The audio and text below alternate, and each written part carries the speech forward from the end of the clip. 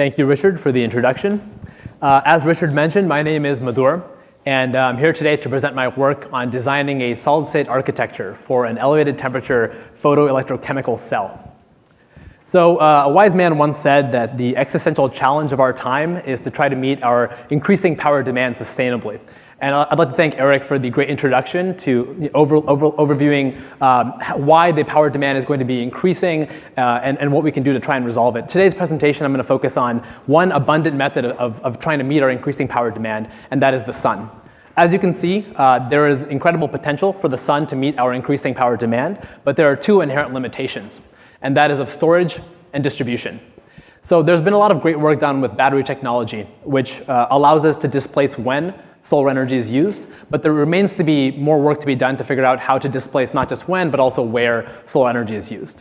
Luckily, there's an alternative method of storing solar energy, and that is through the use of solar fuels. For instance, the reaction shown on the bottom of the screen represents using solar energy to split water molecules to form hydrogen and oxygen gas. This is the reaction that I'll be focusing on in today's presentation, and it's been investigated for many years. The Department of Energy has looked at this reaction and has decided that in order to be commercially viable, it needs to be achieved at about $2 to $4 per kilogram of hydrogen. And one of the main methods that's been utilized in order to split water into hydrogen and oxygen is known as photoelectrochemical cells. So as you can see on the left-hand side of this slide is a schematic of what a typical PEC, or photoelectrochemical cell, looks like. And the way this works in a nutshell is that you have sunlight coming in from the left being absorbed by a semiconductor, which is coupled to a metal cathode on the other side. These two electrodes are separated by typically a liquid aqueous electrolyte between the two. Now, when the light is absorbed by the semiconductor, assuming the energy is greater than the band gap, then an electron is excited from the valence band to the conduction band. Now, the remaining hole, if it's able to move towards the aqueous interface, is able to oxidize, for instance, an OH- ion in solution to produce oxygen gas, whereas the electron that was excited into the conduction band is able to move through an external circuit, reach the metal cathode on the right-hand side, and if it's able to reach the aqueous interface, it's able to reduce water to form hydrogen gas. Now, this is the way this reaction typically works, and for a PEC like this, there are really three parameters that need to be optimized simultaneously, and that is efficiency, cost, and stability. And researchers have had a challenging time trying to optimize all three of these at once. Now, to give you some perspective, efficiencies are typically characterized using photovoltages and photocurrents. And as a reference point, in the PEC community, an efficiency of just 10% is considered to be quite good. Now, the cost has often been a limitation as well. A lot of these devices that have been investigated have utilized precious metal catalysts and expensive semiconductor materials.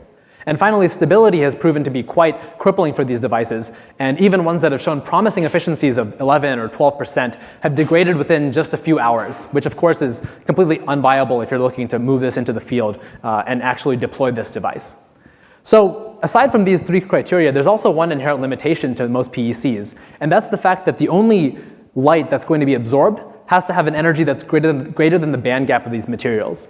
And most semiconductors that are investigated have relatively large band gaps of at least 1 and often 2 or 2.5 electron volts. What that means is if you look at the solar spectrum on the top of this slide, the majority of sunlight that's coming from the sun is of an energy that is too low to be absorbed. So that energy is wasted in a typical PEC. So what our group started to investigate is what happens if we actually utilize some of this additional excess energy that's too low in energy to be absorbed and instead utilize it through the form of heat. Well, if we heat up a photoelectrochemical cell or a PEC, if we increase the temperature, there are a variety of benefits that can come our way. For instance, the reaction rates that occur at these different interfaces are dependent arrheniusly with temperature. What that means is if you increase the temperature linearly, your reaction rates get faster exponentially, which is clearly beneficial. The other benefit to moving to high temperature is actually that the energy required to split water is going to reduce with increasing temperature. And this is because if you look at the reaction on the bottom of the slide, you'll see that you're going from 2 moles of water, either liquid or gas, and you're going to 3 moles of gas on the product side. So this reaction is entropically favorable. So as you increase the temperature, this reaction becomes easier to perform, which is also beneficial. Now, depending on what kind of material you use as your semiconductor, there are additional benefits as well. A class of material known as metal oxides, like iron oxide, for instance, actually conducts exponentially better with high temperature as well because of its specific hopping conduction mechanism. I'm happy to go into more detail about that later if you have any questions. But what we wanted to do in our group is to put some of these expectations to the test experimentally. So first what we did was we used a semiconductor known as alpha iron oxide, or hematite, as our photoanode. And for this material, we varied the temperature, as you can see here, from just 10 to about 70 degrees Celsius, a modest increase in temperature. And for this modest increase in temperature, we were able to see noticeable enhancements in the current density. This is the y-axis on this plot. So this was encouraging for us, and we saw similar results using other metal oxide systems, like bismuth vanadium oxide or titanium oxide as well. So it got us to thinking, well, what is the optimal temperature that PEC should operate at in order to optimize the efficiency? So we did some calculations. And what we found is that for a solid-state system, the optimal temperature regime is actually between 350 to 550 degrees Celsius. And I think you guys can imagine that if you took the schematic on the left-hand side, and if you heated it up to 300 degrees Celsius, you would no longer have a system that looks like this anymore. The water would evaporate, and that would mean that your semiconductor and your metal cathode would no longer be in ionic contact, so your cell would be rendered useless. So in order to actually explore this temperature regime of interest, what we needed to do was to actually move towards a solid-state system which is liquid-free. So in order to understand how this system actually works, you can imagine having that device design on the left, and you can imagine rotating at 90 degrees. What you have now, the same semiconductor that's shown in yellow on the left is shown on the top in the image on the right. And for instance, I'm using bismuth vanadium oxide, or BVO, as the semiconductor example in this scenario. Now, the metal cathode shown on the left-hand side schematic is the same as the porous PT that's shown for the solid example. And the only real difference is instead of having an aqueous electrolyte, we now have a solid-based electrolyte. And here I've labeled it as YSZ, which is yttria stabilized zirconium. This is a common solid oxide conductor that's been investigated in the solid oxide fuel cell community. Now, this device should work in an analogous fashion to the liquid case, but there's one main difference. And if you look at where that red dotted line is, if you zoom into the liquid interface between the BVO and the aqueous solution, what you see on the top right is that you have these porous particles of BVO. And they're sitting on a platinum current collector, for instance, and your solution is able to go all the way around these particles. What that means is that ions are able to access your surface at many different points. So most of your surface is active for these reactions. However, if you zoom into the solid example on the bottom, you'll see that the only place where ions can access your BVO is the point of contact between these circular spheres and the YSZ underneath it. So you're limited. The only surface that's active is that triple phase boundary between the two. So the majority of the surface is actually rendered inactive, which leads to more recombination, which is bad for the performance of these devices. Now, in order to overcome this limitation, this challenge, what we initially proposed doing is to substitute some of those particles on the bottom right with some sort of an ionic conductor instead. And if you zoom into this interface, what you end up seeing is that you have multiple points of access for ions to reach your BVO. They don't just have to go through the YSZ, through the triple phase boundary. They can actually go through the ionic conductor, and they can reach the BVO surface on the sides as well. So basically, what you're doing is you're effectively activating a larger fraction of the surface of this material, thus reducing recombination and improving the performance of this device. So this is the theory behind all this. And what we had to do was we had to find an ionic conductor that was going to be stable with BVO at these temperatures of 300 or 400 degrees Celsius, and an ionic conductor that was going to be sufficiently conductive for oxygen ions. So we did some digging through the literature, and we found a class of materials known as BIMEVOX. These are metal-doped bismuth vanadium oxide compounds. Here I've shown it as a 10% copper-doped bismuth vanadium oxide compound. So what we did was we took a substrate of YSZ, about 0.5 millimeters thick, and we used a variety of complicated fabrication techniques. So we used polystyrene spheres to create these kind of a cratered structure you see on the bottom, and we used spin coating in order to deposit a heterostructure of BVO and the ionic conductor called BIMEVOX. Now, after having synthesized this device, we wanted to characterize two main components, the photovoltage and the photocurrent. Now, for the photovoltage, what you can see on this plot of photovoltage versus temperature, we investigated two different material systems. The points that are shown on the bottom in green represent a film of just the BVO, so no ionic conductor around it, just a single film of BVO.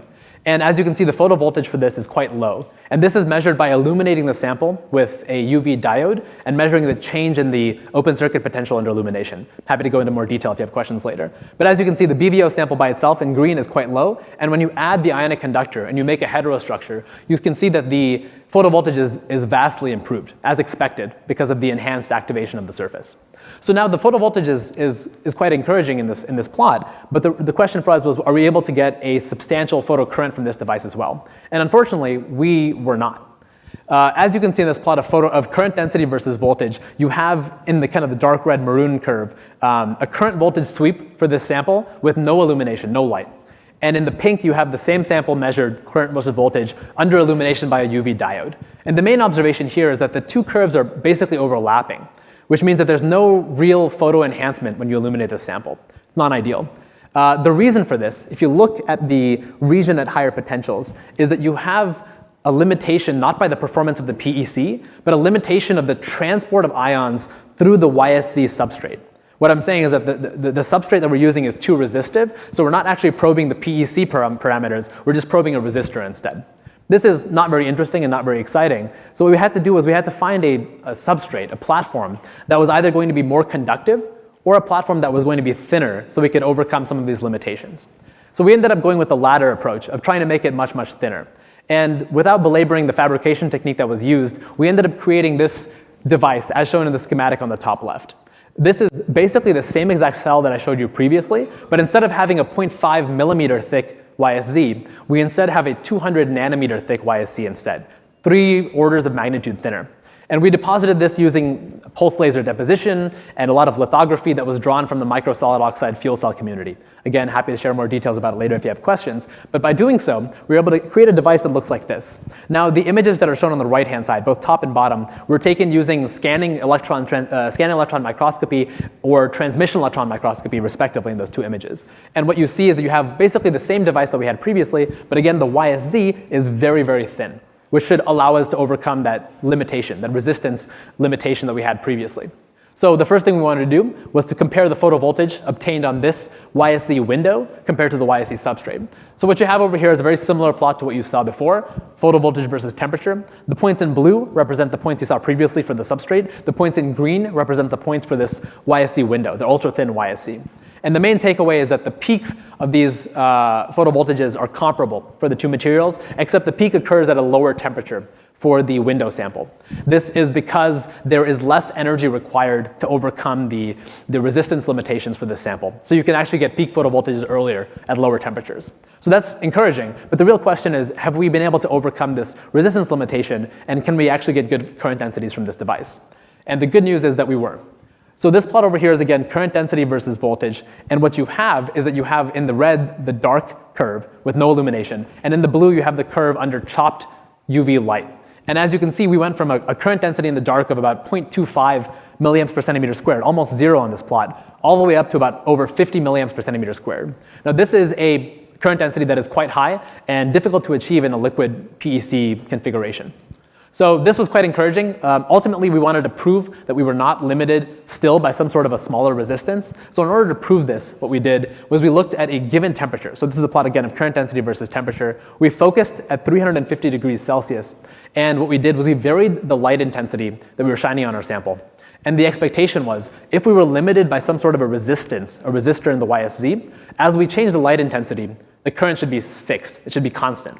But as you can see over here, as we change the light intensity from low in green to higher in red to even higher in blue, our current density is also increasing as well, which proves definitively that we are not limited by the resistance in our sample, and we're truly probing the photoelectrochemical properties of our heterostructure on top. So I hope that in today's presentation, I've been able to prove to you all that elevated temperature can actually be quite advantageous for PECs. And I've also been able to show that having a heterostructure can actually enhance charge separation and reduce recombination for a solid-state PEC. And ultimately, that an architecture that utilizes ultra-thin YSZ can actually enable very high current performance for a solid-state PEC like this. So with that, I'd like to thank all you guys for your attention. I'd like to thank the funding sources, especially GCEP, for all their support. And I'll be happy to take any questions that you guys have. Thank you.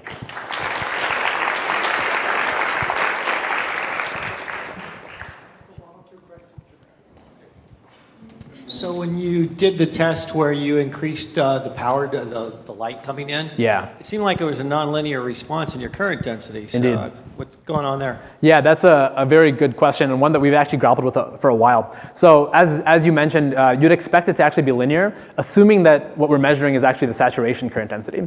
So most folks, when they're actually showing their current densities and doing this kind of dependency, it means that they're absorbing all of the light that's incident on the sample, and their current is actually flattened out. So as you increase the light intensity, you expect a proportional increase in light intensity. If you recall from the plot previously here, you'll notice that the current density we're getting is actually not saturated. So if there is a shift in voltage, for instance, that occurs under higher intensity illumination, you'd expect that you actually would see some nonlinearity. Now, in addition to that, there are actually other contributing factors as well. We do see that there's a slight temperature increase that happens when we illuminate our sample, and that also depends on the light intensity we're using. So as you can imagine, if you increase the temperature under illumination, there's also going to be some sort of additional increase that happens for the current density. And finally, there's also some catalytic differences as well. There have been some research studies which show that as you change the light intensity that's incident on your sample, there can be a difference in the reaction order. So the actual catalysis that occurs at this interface can also change. These have mostly been shown for lower intensities of light, but we think that there's some combination of all those factors that are contributing here.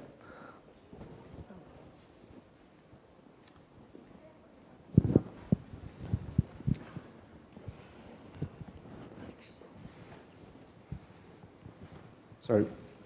What will be the maximum theoretical current density that you will expect for this type of materials? And I don't know how big is your surface area, but have you detected some of the products?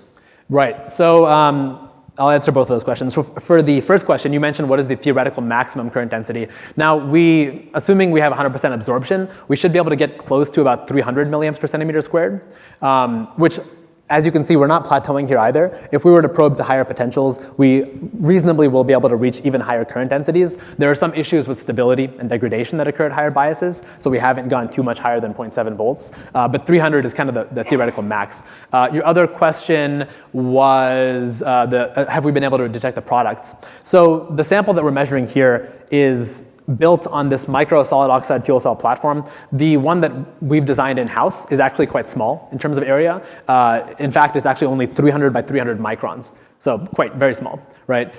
The amount of products we're generating here is so small that it's difficult to resolve it, but we do plan to try to scale this up onto larger windows, which should allow us to get measurable, resolvable amounts of oxygen or hydrogen generation. Right, it's just to make sure that it's not photocorrosion, for example. Correct, yeah. So we've also done the math of if we do have photocorrosion, kind of how much of a contribution that should be able to contribute to this. I think the current that we should be able to get from photocorrosion is actually much, much smaller.